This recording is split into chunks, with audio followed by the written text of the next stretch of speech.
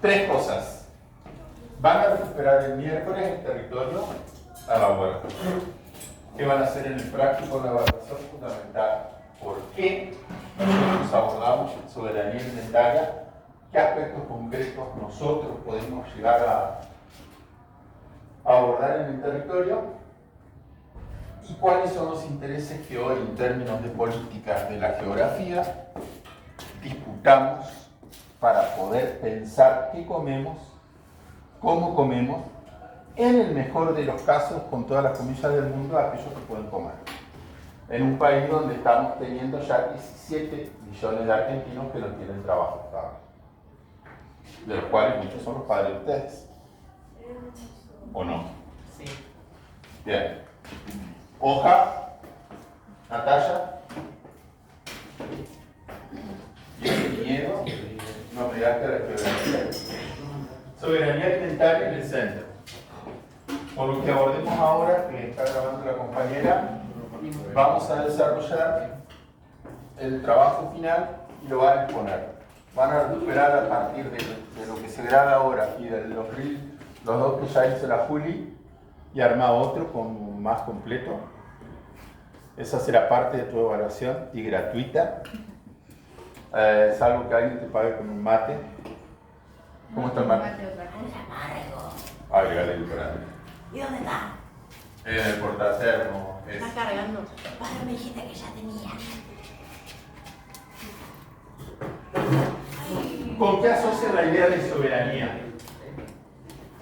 ¿Con qué asocian la idea de soberanía?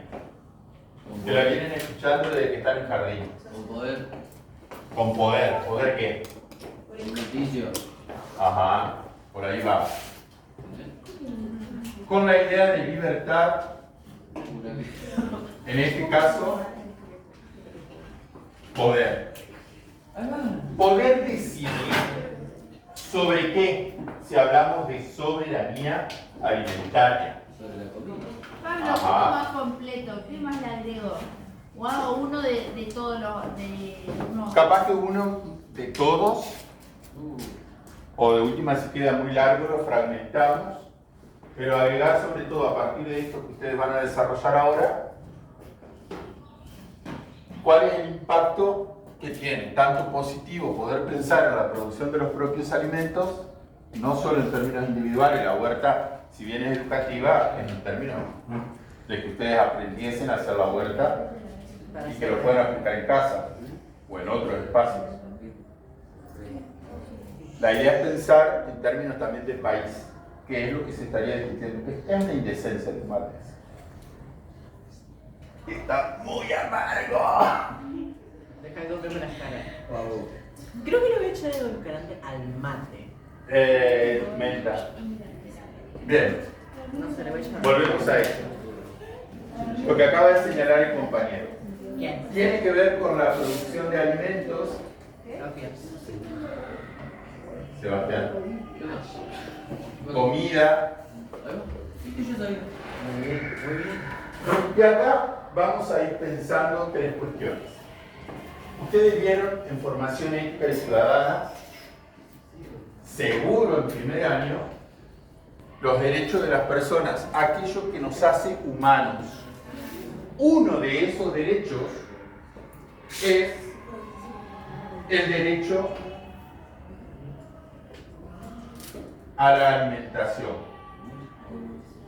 El primario es a una vida digna. Derecho a la educación, derecho a la salud, A la vivienda. derecho a la vivienda.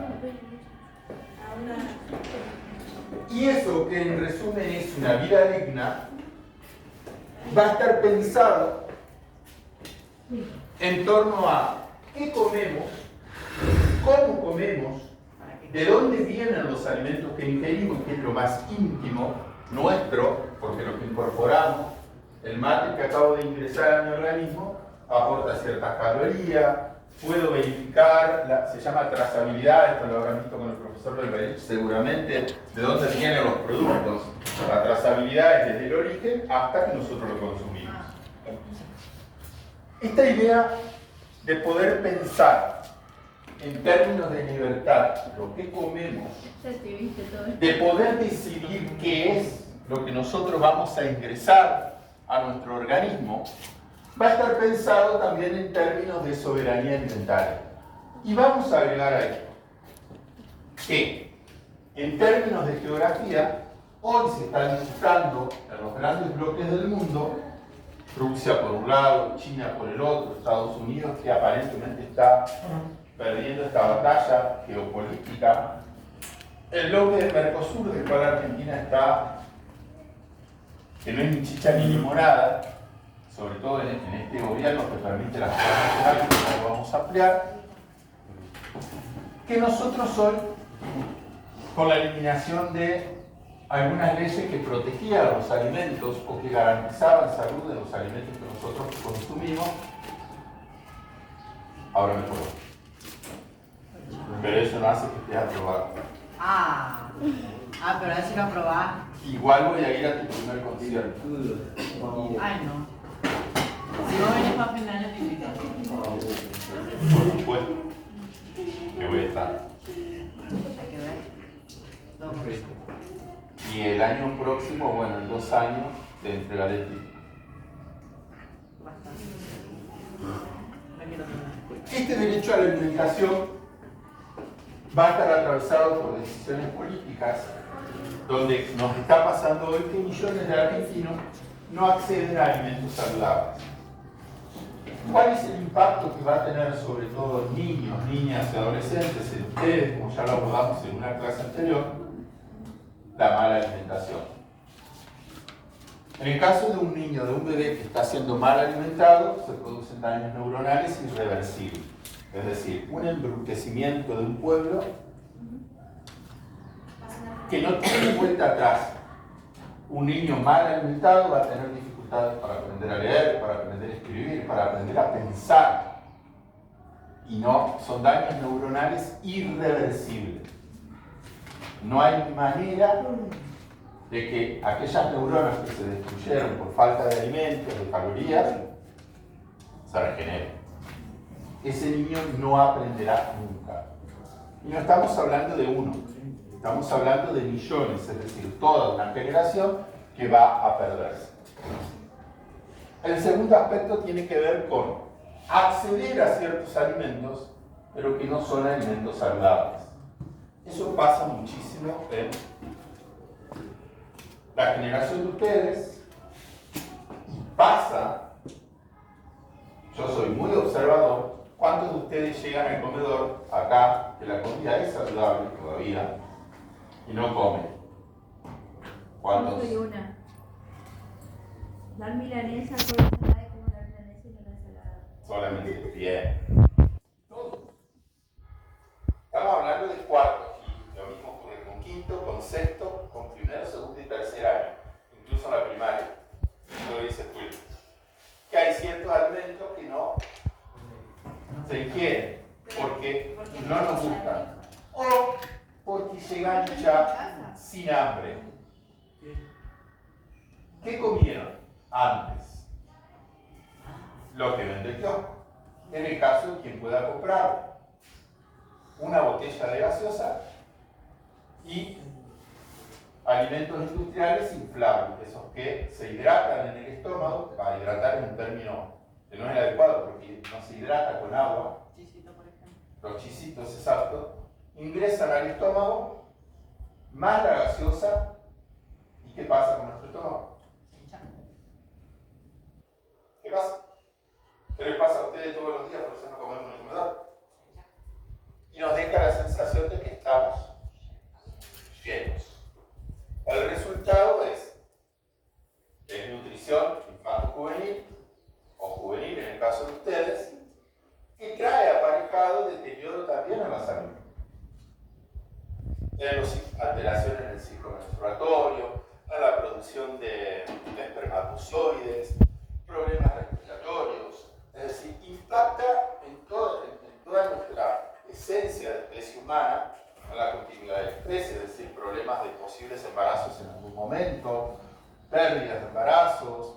¿Por qué? Porque en el preciso momento en el que ustedes están en plena etapa del desarrollo hay mala alimentación. ¿Hasta ahí me explico? Para ir más rápido. ¿Qué interrogantes nos caben cuando pensamos lo más íntimo, que es lo que comemos, en términos de soberanía alimentaria? Así como bien dijo Sebastián, nosotros tenemos libertad para poder decidir qué es lo que comemos. ¿En serio tenemos libertad cuando hay millones de argentinos que hoy no están pudiendo comprar carne, que no están pudiendo comprar lácteos, que no están pudiendo comprar pan todos los días?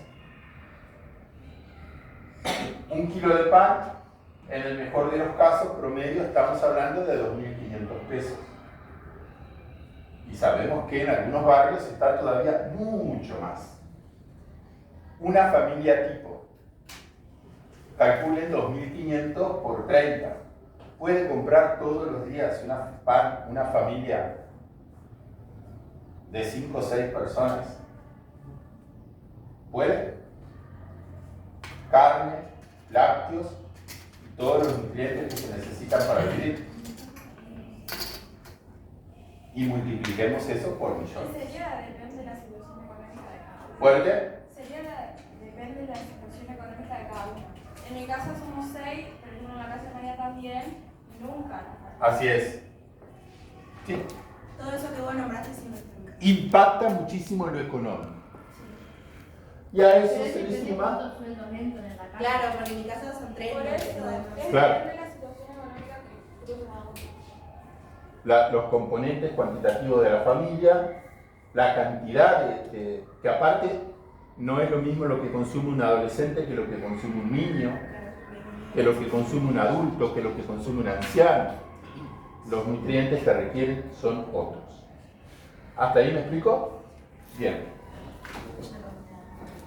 ¿Qué es entonces lo que está fallando para que esto se esté dando? Tenemos todo un sistema jurídico que se supone piensa la alimentación no como mercancía, sino como derecho. Pero acaba de surgir en esta clase que no todos los argentinos, o no todas las personas del mundo, África subsahariana, podemos citar como ejemplo, no pueden, aquí estamos hablando de millones de seres humanos que no pueden comer todos los días. Y pasa acá también. Acá. ¿Cuántos trabajadores tenemos que acudir a la tarjeta de crédito para poder comer? Padres de ustedes, nosotros, que se supone tenemos un trabajo estable, con todas las comillas del mundo.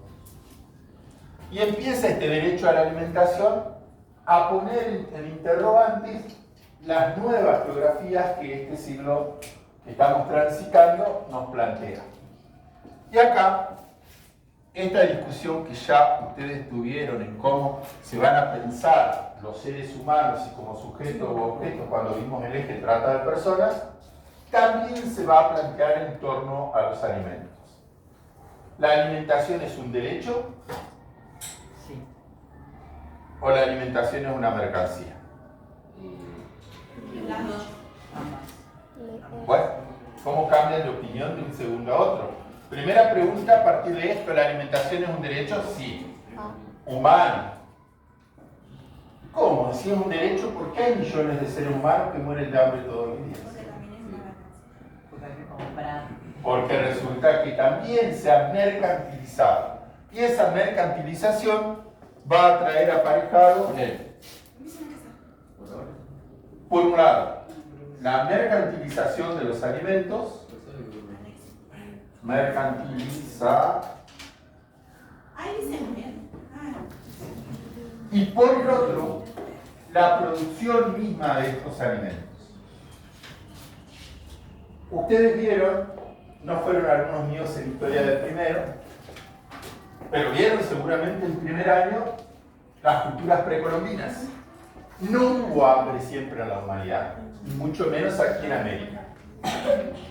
No había hambre antes de la llegada de los colonizadores. No había gente muriéndose de hambre en las distintas civilizaciones precolombinas. El acceso a la alimentación era parte de la existencia misma.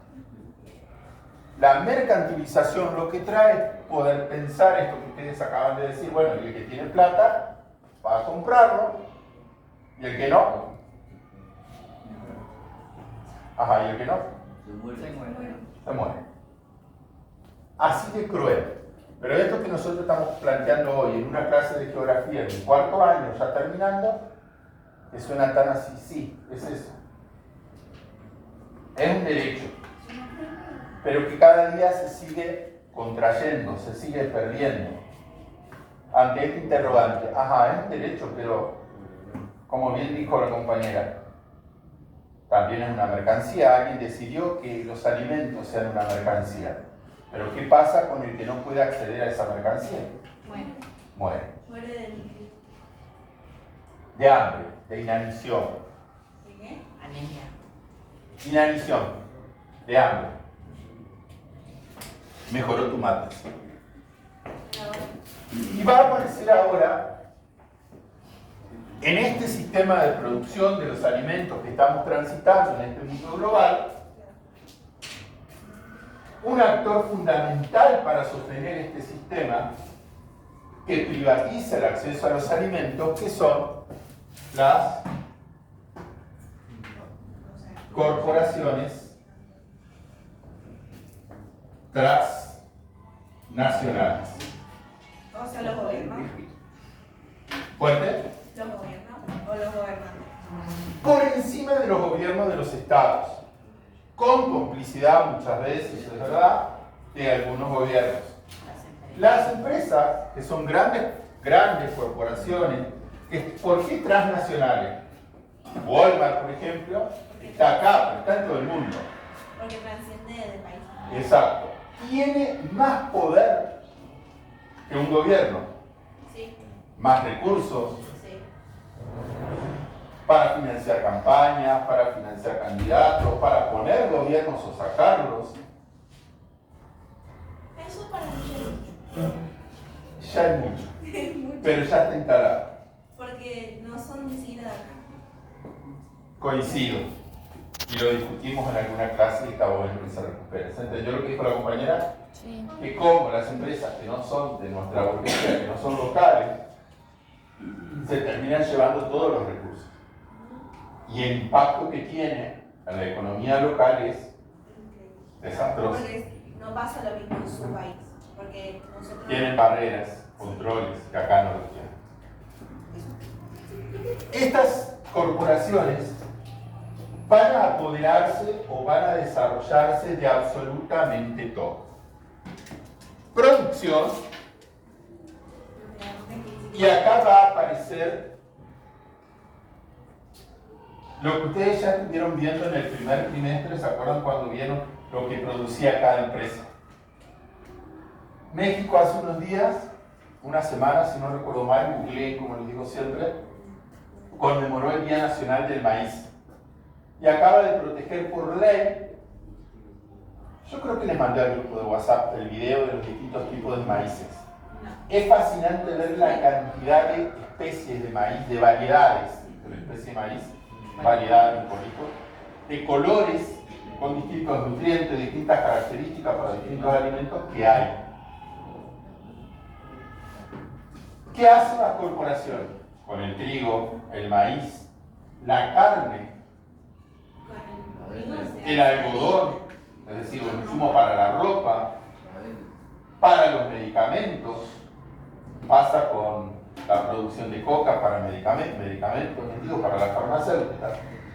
Van a apoderarse, van a modificarla genéticamente y Como con el pollo. se van a crear nuevas especies genéticamente modificadas, lo que se va a llamar transgénicos. Los transgénicos. Que aparte, trans, que no es lo mismo que transnacional, que está por encima de las naciones. Transgénico, trans. ¿Está por encima de la genética? No, justamente es la modificación genética. Altera los genes y va a generar un impacto ambiental negativo. Uno de los emblemas en Argentina de destrucción del sistema de equilibrio natural con la ampliación de la frontera agrícola. ¿Qué es ampliar la frontera agrícola? Talar el monte. Yo que viajo continuamente, si nosotros tomamos, por ejemplo, Paraná, Nogoyá, no hay monte nativo. Uno ve soja. ¿Y eso impacta en qué? En que cuando llueve, el agua ya no impregna el suelo, se altera el ciclo del agua, tenemos sequías más extensas, inviernos más duros y más cortos, como nos pasó ahora, tuvimos 4 días bajo cero, y se acabó el invierno un buen día, sin completar su ciclo natural. Y eso impacta también en la producción de fruta, en la eliminación de bacterias que siguen vivas, latentes. Altera el ciclo del agua, porque queda menos agua en el suelo para evaporarse y por lo tanto hay menos lluvia, más sequía, al haber destruido los cordones forestales, el monte nativo del bosque en galería. Para mí tendrían que talar los árboles y cuando terminen de talar, plantar. Pero no ocurre. No. Estamos totalmente de acuerdo, pero no ocurre. Eso se llama reforestación. Y otro lado, estos transgénicos van a estar amparados en lo que se denominan leyes de patentes. ¿Qué es una patente? Una patente es algo que yo registro a mi nombre. Bien. Por lo tanto, nadie más, ¿se acuerdan que esto lo estudiamos cuando vimos las gallinas subversivas? Que las eliminaron, exacto. Las eliminaron porque permitiría el avance de un proyecto científico de esa característica, hubiera permitido eliminar el hambre en todo el norte argentino, con la producción de gallina, de carne, de huevos, a muy bajo costo y adaptadas a ese tipo de ambiente. Estas patentes, como bien señaló la compañera, implican que nadie más puede hacer lo mismo. Y si nadie más puede hacer lo mismo, Se muere toda. claro, ¿qué derecho a los alimentos tenemos? El que estas empresas nos brindan. ¿Hasta ahí me explicó? Va a traer entonces un primer cambio geográfico en la geografía física en el ambiente y también un cambio en la geografía demográfica, es decir, en la distribución de los habitantes en el planeta. Va a impactar a las migraciones. Ustedes vieron migraciones conmigo y una de las características cuando vimos el eje trata de personas son las migraciones, ya sea en busca de trabajo o en busca de alimentos. ¿Cómo es todo? Mejor. Y el otro aspecto, además de las patentes que altera la calidad de los alimentos, además del impacto ambiental, que es esto que señaló, lo mío es pequeño, me olvidé. Fuerte. Y encima que estoy sordo. Deterioro del territorio también va a traer alteración Del cuerpo humano. en la calidad de los alimentos y obviamente La calidad de vida. en la calidad de vida. Alimentos que son cancerígenos al ser genéticamente modificados. Pero se supone que se tendría que probar primero si son sanos o no. Se supone, Mar, se supone. Supuestamente. Pero no ocurre. O si ocurre, lo ocultan.